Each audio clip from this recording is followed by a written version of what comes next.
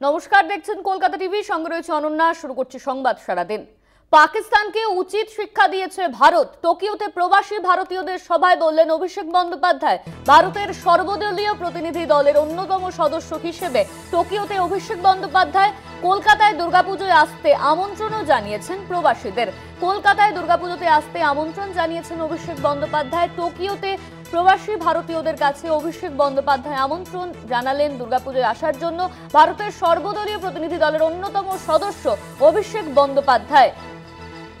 পাকিস্তানকে উচিত শিক্ষা দিয়েছে ভারত। টোকিওতে প্রবাসী ভারতীয়দের সভায় বললেন অভিষেক বন্দ্যোপাধ্যায়। ভারতের সর্বদলীয় প্রতিনিধি দলের অন্যতম সদস্য হিসেবে টোকিওতে অভিষেক বন্দ্যোপাধ্যায়।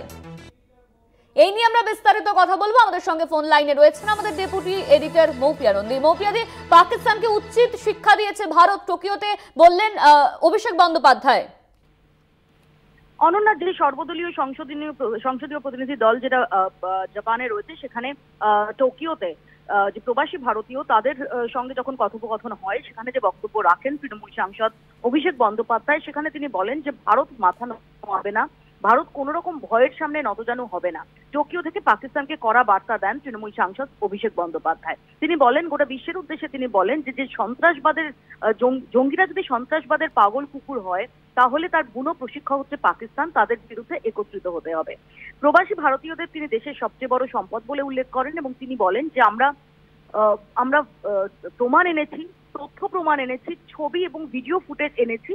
আমরা চাইবো যে আপনারা দেশের হয়ে সন্ত্রাসবাদের বিরুদ্ধে ভারতের এই যে বার্তা, এটা বিশ্বব্যাপী আপনারা ছড়িয়ে দিন। এবং তার পাশাপাশি তিনি খুব দৃঢ়ভাবে অপারেশন সিন্দুর, সেই অপারেশন সিন্দুর কোন পরিস্থিতিতে হয়েছিল, কিভাবে হয়েছিল, ভারত কতটা দায়িত্বশীল ভাবে প্রত্যাঘাত করেছে, সেই নিয়ে তিনি জোরালো সওয়াল করেন।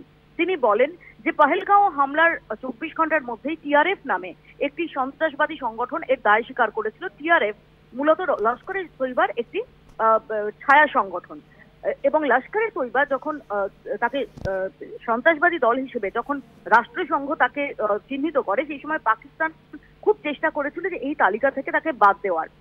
এমনকি ভারতের এয়ার স্ট্রাইকের পর যখন জঙ্গিরা নিহত হয়েছে, তখন পাকিস্তান সেনার যারা অফিসিয়াল, তারা জঙ্গিদের শেষকৃত্যে অংশ নিয়েছে, যা থেকে স্পষ্ট যে কিভাবে জঙ্গিদের সঙ্গে পাকিস্তান সরকার এবং পাকিস্তান সেনা তারা হ্যান্ড ইন গ্লাভ তারা কাজ করছে।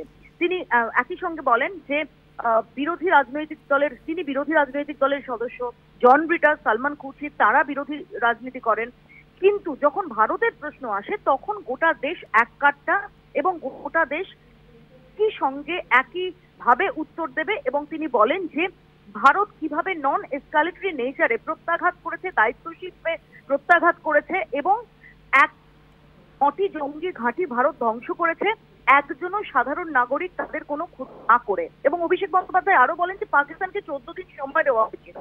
এই পহেলগাঁও কাণ্ডের পর পাকিস্তানকে সময় দেওয়া হয়েছিল যাতে পাকিস্তান এর সঙ্গে জড়িত যে জঙ্গিরা, যে চক্রীরা, তাদের বিরুদ্ধে ব্যবস্থা নেয়, কিন্তু পাকিস্তান কিছু করেনি এবং 14 দিন পর ভারত এয়ার স্ট্রাইক করে।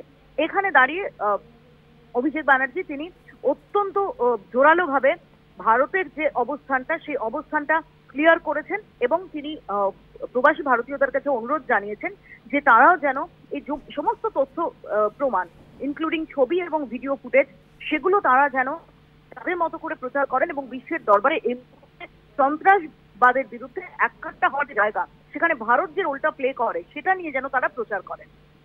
অনন্যা, ধন্যবাদ মৌপিয়াদি। আমাদের সঙ্গে ফোন লাইনে ছিলেন আমাদের ডেপুটি এডিটর মৌপিয়া নন্দী। ঠিক কি বলেছেন অভিষেক বন্দ্যোপাধ্যায়, শুনুন। कि आज इंडिया है, कल कोई और देश भी हो सकता है। पाकिस्तान हर बार यही दिखाता है कि हम विक्टिम बन गए। भाई, हम पड़ोसी तो नहीं चुन सकते। इंडिया ने जो एयर स्ट्राइक्स कैरी आउट किए, और हम लोग ऐसा नहीं कि 22 तारीख को हुआ 23 तारीख को ही किए या 24 तारीख को किए। We give them 2 weeks time. हम लोग यही उम्मीद रखे कि भाई they will take some kind of action and will eventually bring the perpetrators to justice. वो हुआ नहीं। 14 दिन वेट किया and then eventually India carried out those air strikes on the 7th of May, जहां पे 9 टेरर इंफ्रास्ट्रक्चर को neutralise किया गया। And this is India, firm in resolve, honorable in action. We neutralized those terror infrastructures without endangering a single civilian life.